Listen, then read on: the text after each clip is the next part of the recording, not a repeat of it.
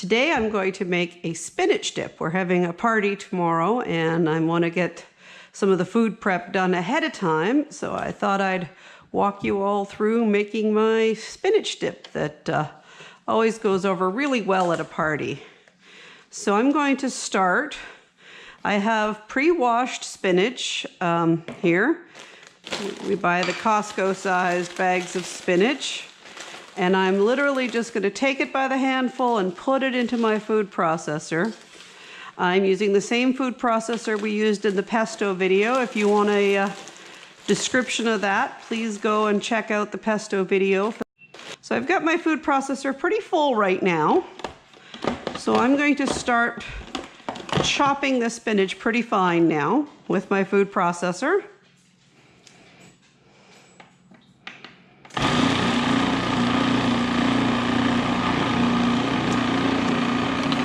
And I am now going to throw in some garlic fairly early on. I've got a bunch of garlic here. The last time I made this dish, people said there wasn't enough garlic, so I'm putting in 1, 2, 3, 4, 5, and 6.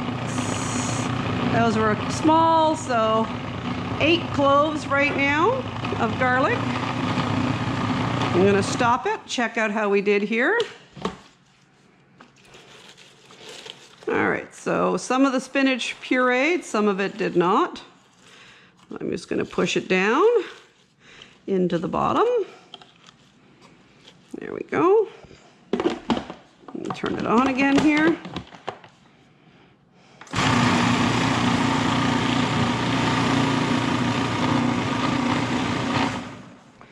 Okay. Oh, much better. See, there's still some large leaves in there, but that's okay because those will all eventually be taken down. And now I'm slowly going to add as much of this spinach as I can. I'm going to do it a handful at a time so that it all kind of gets pureed down and we don't kind of get an overload. By the way, there is a huge garlicky smell coming out of here right now. Okay, that's a little bit there. We're going to put some more. Turn this thing on again.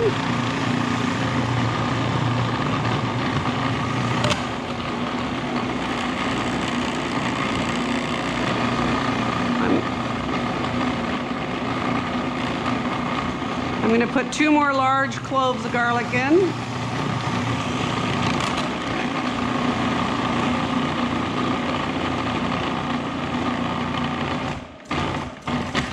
Pulse it a little bit. Let's take the lid off. Oh yeah, that's looking really kind of like mowed grass right now. We're going to put some more spinach in.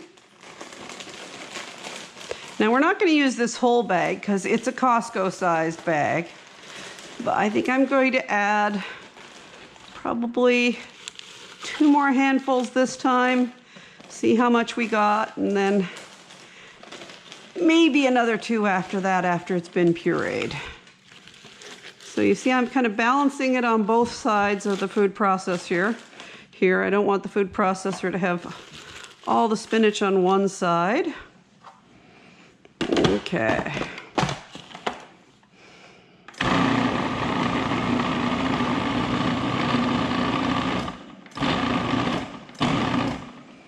Let's see how we got. Oh, that's going not at all getting in there. Push it down. Okay. There we go.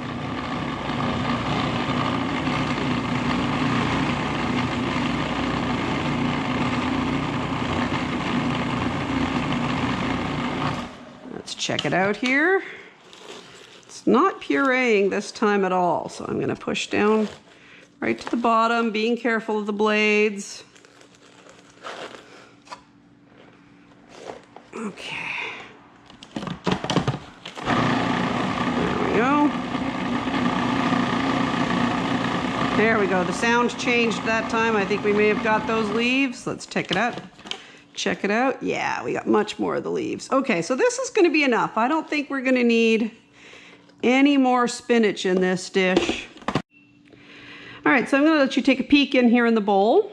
There's a pretty liquidy mess with all the spinach. That's all that's in there is the spinach and the garlic right now. I'm gonna take a taste to see if we got enough garlic. Oh yeah, we have enough garlic. So now what I'm gonna do is add some onion chunks. I think we're gonna only add a quarter of an onion for now. I'm gonna just puree this a bit more.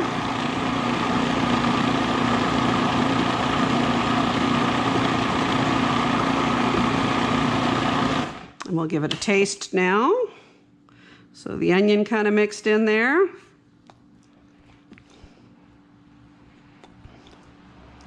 So for our blind viewers, this isn't very visually appealing right now.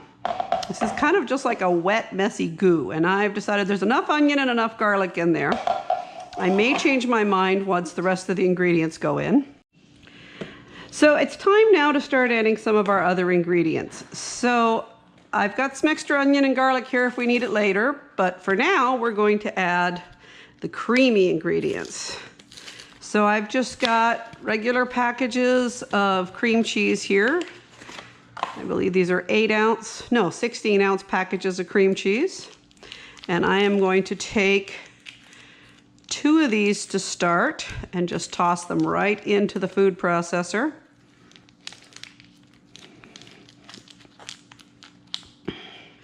They've got a trick to them. There we go. Okay, so I just found the edge that I'm supposed to be able to pull. There we go. I'm just going to take the entire chunk of cream cheese, and yes, this is the same cream cheese you would put on bagels, and nothing fancy. In it goes, right into the food processor, all of it there.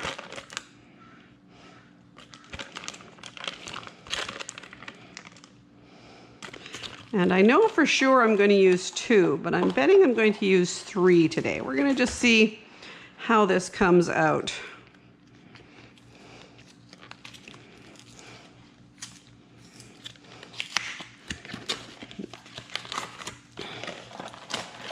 Just toss my wrappers back there. All right, so I've got my second piece of cream cheese here. And we're going to just toss that into the food processor. Again, we're using the whole block of it here. This spinach dip goes a long way. I usually give some away to some of the guests to take home with them, and there's usually some for about a week or 2 after the event as well. Good thing I like it. Just take as much off of the wrapping paper as we can get there. If not, that's okay, because I'll just spread it on some bagels later. And we'll puree.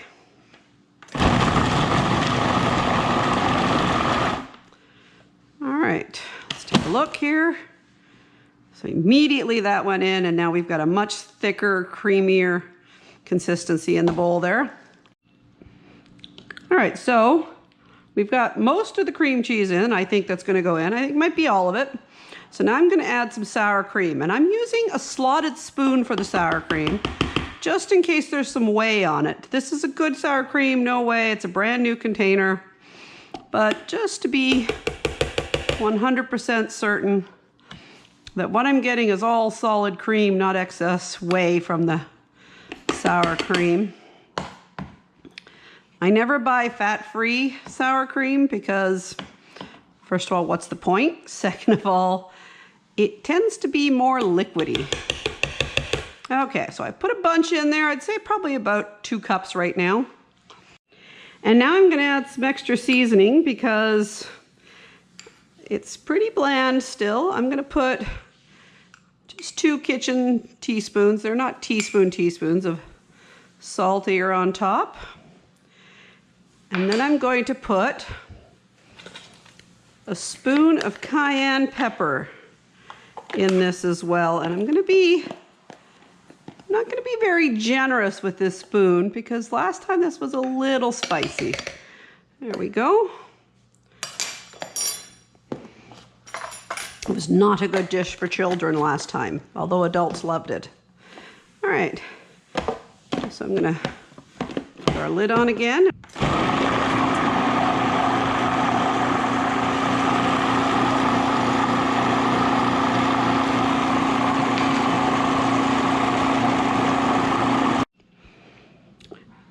Okay, so this is pureed again for about another 2 minutes. This time I'm gonna wiggle my lid a bit to make sure that there's nothing stuck to the bottom of it. There's still some stuff stuck there, but hopefully not as bad.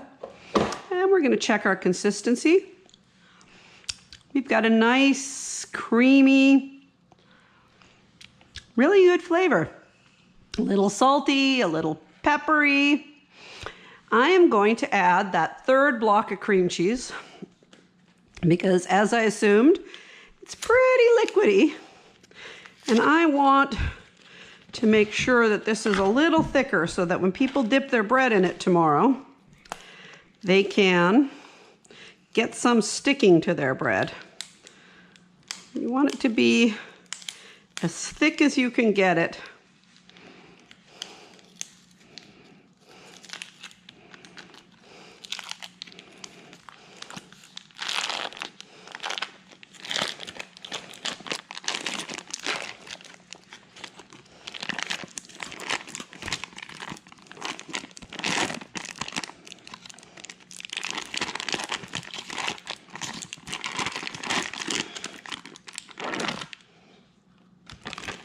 All right, so I just drop that entire chunk of cream cheese in there. Do not think it's going to need any more sour cream because that's not going to add any more substance to it. I'm going to just put the lid back on here.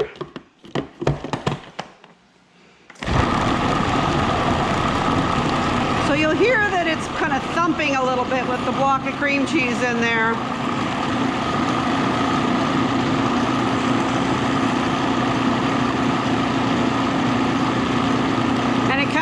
Smooths out really quickly. Let's take a look here. Oh yeah, much creamier, much nicer. And we're done.